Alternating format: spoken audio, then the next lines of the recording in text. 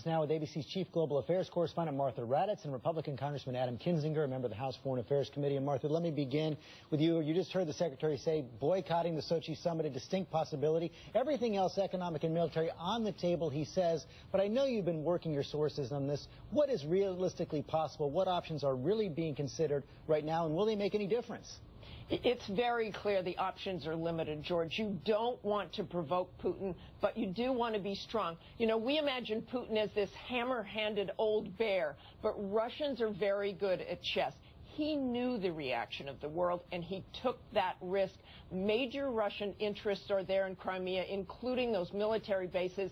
The threat of not coming to the G8, I can't imagine he's all that concerned. He's also heard U.S. threats before, and nothing happened. And nothing happened to stop them in Crimea. It's a fragile new government with financial woes. Will he stop there? We don't know. And as Terry pointed out, Russian troops are still in Georgia, and he still got the Olympics. Options are limited. Okay, let me talk to Congressman Kinzinger here now, member of the House Foreign Affairs Committee. You all are meeting on this Tuesday. You heard Secretary Kerry ask Congress to pass economic aid to the Ukraine, also seemed open to the idea of sanctions. So what's the House going to do? Well, look, I think you're going to find a House that's very cooperative with the administration on this. First off, we have to accept that the reset with Russia is over. So let's just get that on the table.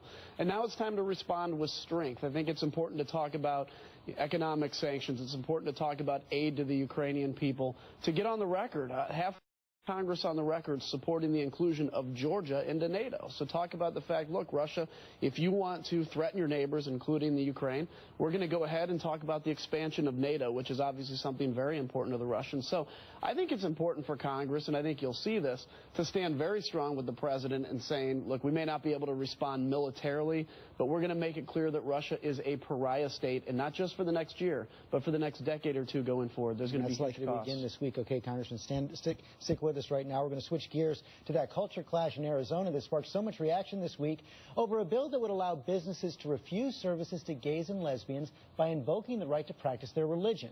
Governor Jan Brewer resolved the issue